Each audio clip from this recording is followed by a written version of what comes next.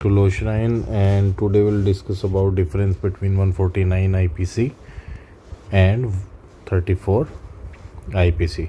तो दोनों बेसिकली बात करते हैं कॉमन ऑब्जेक्ट की, कॉमन इंटेंशन की।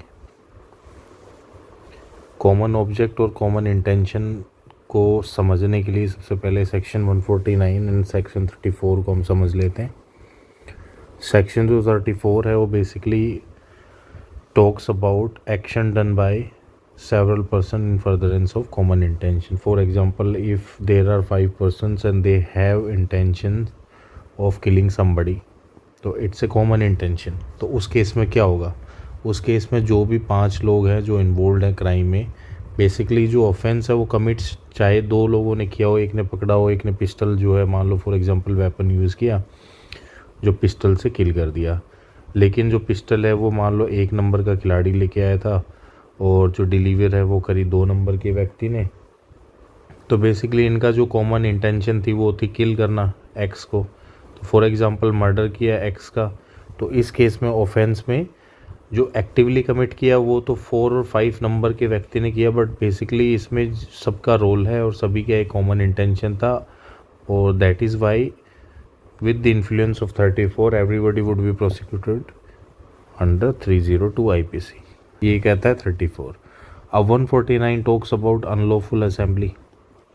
अब अनलॉफुल असेंबली का मतलब बेसिकली ये होता है कि अगर मान लो 5 या 5 से ज़्यादा व्यक्ति हैं and they commit any offence, mischief या फिर गवर्नमेंट टॉपल करना या इलीगल एक्ट करना, तो वो क्या होगी, आपकी अनलॉफुल असेंबली में आ जाएगी। अनलॉफुल असेंबली बेसिकली ऐसा नहीं है कि राइट फ्रॉम द बिगनिंग होती है।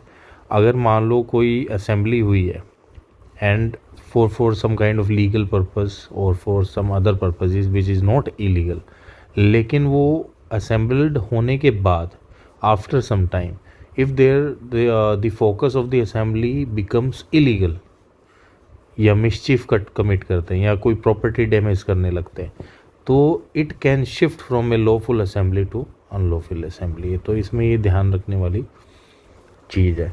तो इसमें ये कह रहा है कि भाई अनलॉफुल असेंबली के जो भी मेंबर होंगे वो गिल्टी होंगे ऑफेंस का जो कि उनका कॉमन ऑब्जेक्ट था, उसको रिलेटेड जो भी अपना कमिट हुआ है, तो वो सारे मेंबर जो हैं वो प्रोसिक्यूट करा जाएगा। डिफरेंस में सबसे बड़ा डिफरेंस आपको देखोगे तो कॉमन ऑब्जेक्ट का जो है, कॉमन ऑब्जेक्ट और कॉमन इंटेंशन। जो कॉमन इंटेंशन है वो प्री मेडिटेशन पे बिलीव करती है कि प्री मेडिटेट होना चाहिए, प्री प्लान्ड होना चाहिए, प्रिपरेशन होनी चाहिए, तो ये कॉमन इंटेंशन है। बट कॉमन ऑब्जेक्ट में ऐसा कुछ रिक्वायर्ड नहीं है। तो बेसिकली ये डिफरेंस आपका अभी जो रिसेंट में सुप्रीम कोर्ट के एक केस में भी डिस्कस हुआ। और जो दूसरा डिफरेंस है 149 एंड 34 में वो ये है कि जो 34 में है everybody has to act actively, active participation चाहिए इसमें। और जो 149 है उसमें क्या है कि अगर आप even if you are not committing any crime but part of that assembly, तो यू विल बी प्रोसिक्यूटेड। तो इसमें एक्टिव इन्वॉल्वमेंट नहीं चाहिए, बेसिकली इसमें एक्टिव इन्वॉल्वमेंट चाहिए। जो डिफरेंस है वो ये है कि 149 जो है आपको 149 जो है वो इन इटसेल्फ एक ऑफेंस है। Being a part of unlawful assembly is in itself an offence, एक अपने आप में ऑफेंस है, बट 35 इज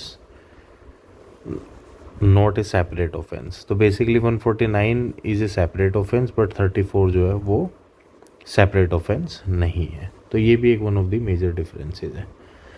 तो जो भी डेवलपमेंट्स रहेंगी इसके अलावा we will be talking about it. Please, thank you, see you in next video.